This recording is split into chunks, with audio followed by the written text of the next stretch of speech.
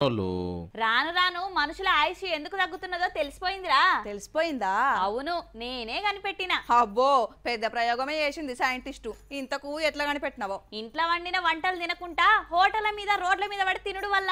అటు ఇటు పోయి నా తిండి మీద పడతావు. నా మాట ఇను, జర సొంతంగా వండుకొని తిను. ఆ హోటళ్ల పొంటి తిండి బంది పట్టు. అందాల బిల్డింగ్లు, అరే ఏసీ రూమ్లు, గుమగుమ వాసనలు, ఎంత మంచిగా ఉంటాయి హోటళ్లు. అందులో తింటే రోగాలు ఎందుకు వస్తాయి? అక్కడనే మనం పాసిపోయిన చికెన్ల కాలేసినాం. నువ్వు కూసొని తినే కుర్చీలు టేబుల్లో చూస్తున్నావు గాని వంట చేసే కాడికి పోయి ఎప్పుడన్నా తొంగి చూసినావా? ఆహా, చూస్తే వస్తది. ఏంటి గుమగుమలా? కాదు, వాంతులు. చూడుగటు. ఇదేందయ్యా ఇది మేము అస్సలు ఊహించలే. నాలుకకు నచ్చింది కదా అని నానా గడ్డి తింటున్నాం. వాసన చూసుకుంటా లొట్టలేసుకుంటా మనం తినేది గీ తిండా. రుచి చూసినాం గాని శుచి ఉడకపోతిమి. పైసలు పెట్టి మరీ పానం బేజారు చేసుకుంటున్నామా? చూస్తున్నారు ఆనుల జనాలు. మనకేమో ఇంట్లో వండిన కూర కంటే హోటల్లో చేసిన వంటల మీదనే జీవి. చేసిన కష్టంలా సగం తిండి కోసమే పెట్టేటోళ్ళు కూడా ఉన్నారు.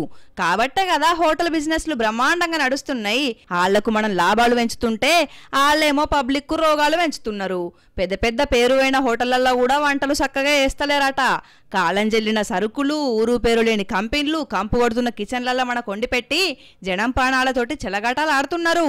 ఇంట్లో ఫ్రెష్ గా చేసిన వంటలు ఇడిచిపెట్టి హోటళ్ల పొంటి పాసిపోయిన పలావుల కోసం పరుగులు పెడుతున్నాం. చెప్పేకాడికి చెప్తున్నాం, అయినా మేం మారం, గట్లనే తింటాం అంటే